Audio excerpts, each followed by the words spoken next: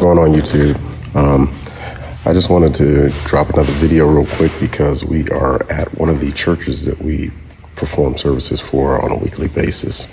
And we were told this morning that one of the gentlemen in one of the offices that we clean had COVID a few days ago. So they asked for us to go ahead and do a disinfection service just for that room in that area. So I'm just going to kind of show you a little bit of what we do when it comes to disinfection services.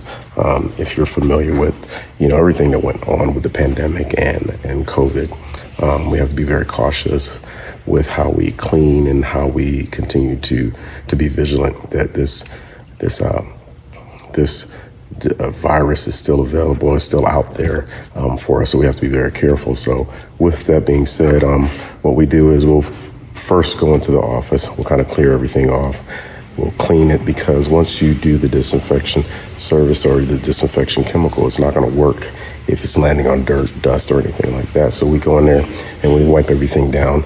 Of course, before you go in there, you want to make sure you have your proper, PPE, protective equipment on. I'm going to have a mask. Not really a situation where you have to completely suit up because it's been so long since he's been in the office, but we want to make sure we're precautious.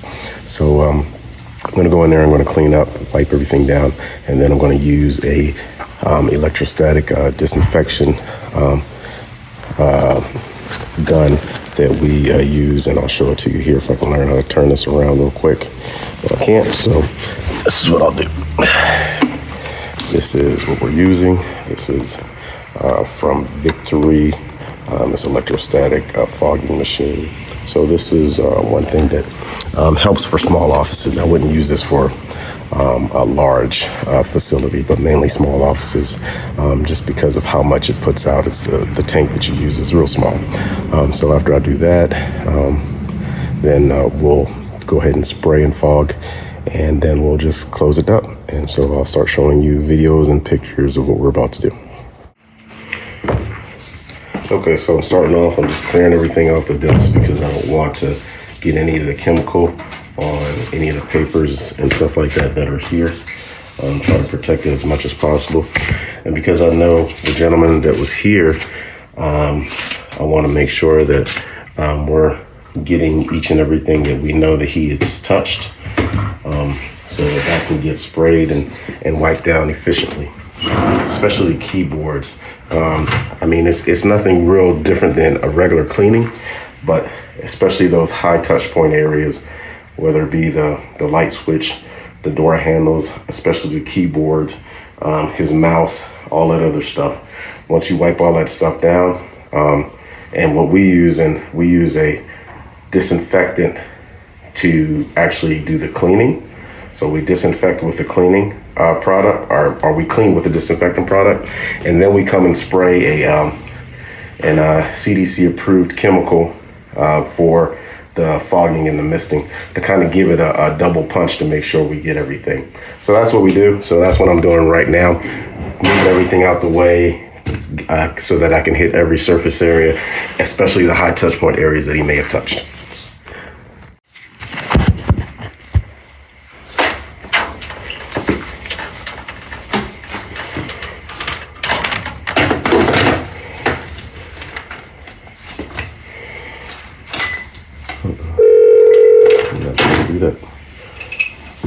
My bad, accidentally pressed the button on the phone.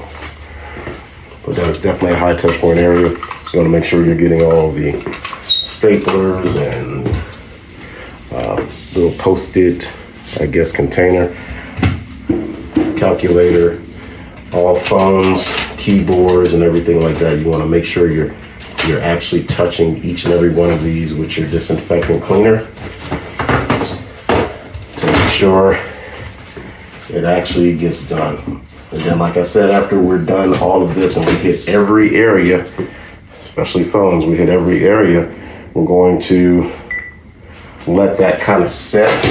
So while I'm cleaning, there's a dwell time on the stuff that we've actually already wiped.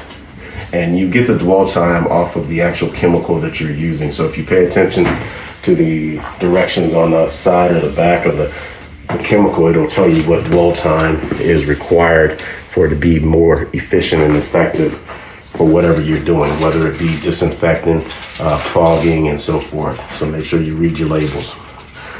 So now I'm hitting these keyboards and all computers and doors and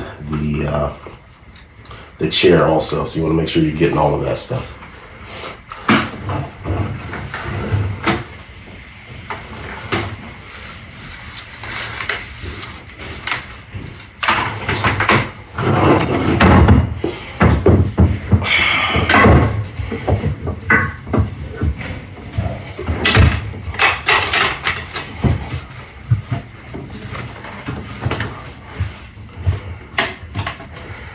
And another thing that I'll also do, and I'll put this, I guess it'll show up on a video when I'm doing the fogging, is like, for instance, in drawers like this, you can't really see it, but it's a lot of, staples and keys and all kinds of other little knickknacks. It's sort of like a junk drawer type thing.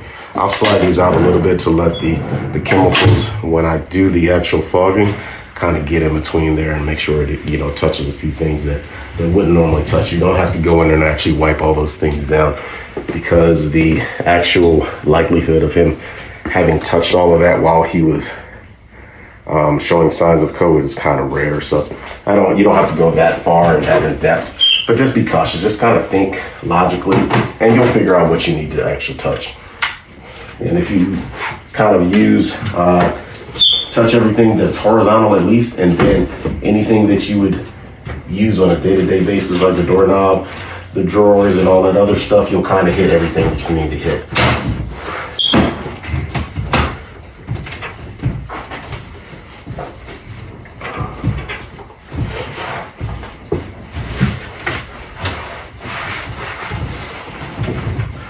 So I'm gonna cut the video off here, and then the next video that you'll see me actually fogging the area.